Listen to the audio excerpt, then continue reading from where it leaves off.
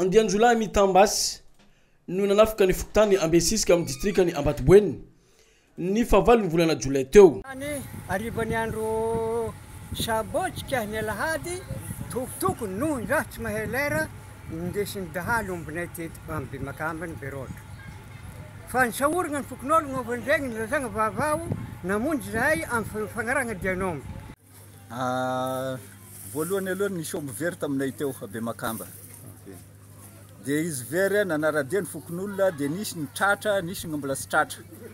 Dia velom-pisaorana aloha zay fokon'olo na zay ray aman-dreny eo an-tanàna amin'ilay vahoaka nanaradia sy ny mpitandro ny filaminana ndraiky. Raikitra ny fiara-miasa teo amin'ny zandary sy ny vahoaka tao anatin'ny fokotany ity. Nanao ny fanarandia, vokany, olona 5 ny voasambotra.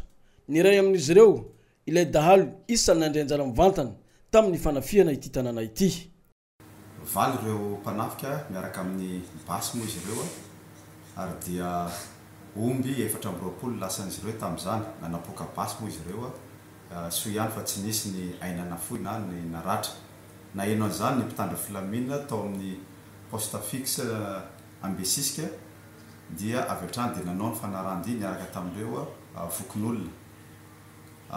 Tokotokony tonga ny Alahady tamin'ny 3 ora tolakandro tany amin'ny toerana atao hoe Ankara antsinanany Ambohimena izy io any amin'ny faritsy Betsiboka amin'ny Bevilany iny no natratrarana ny ray amin'ireo daly ireo izay miaraka amin'ny omby 3 satria efa nozarainy izy ireo le omby.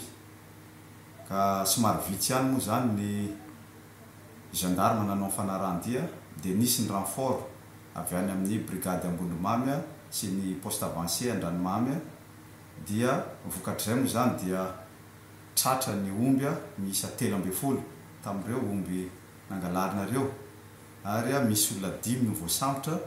Ny anankiray moa zany dia nandray anjara mivantana, ao ihany koa ny mpamatsy ny basy, ao ihany koa ny mpandray an'ilay omby halatra.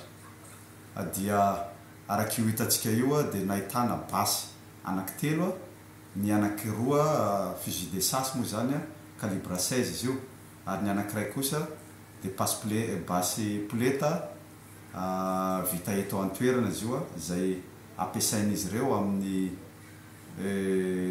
cartouche calibre 16 ihany koa.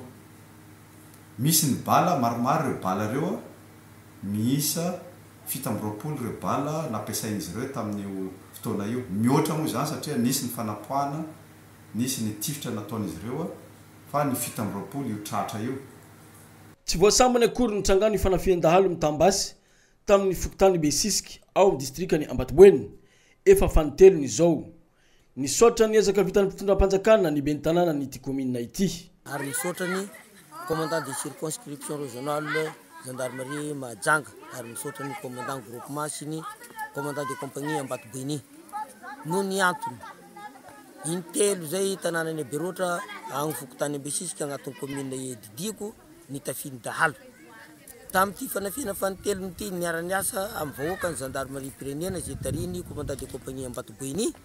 Nisy vokany 3 andro androany dia efa nisy vokany sahady fa tratra ny omby sy ny dahalo zay nandravany omby ny sasantsasany aminazy.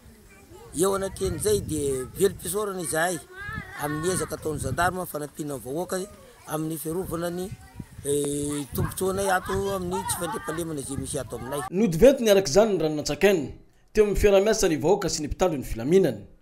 Ilaina ny fitohizana izany ahafahana mamongotra ny olon-dratsy indrindra ato anatin'ny distrikany Ambatoboeny.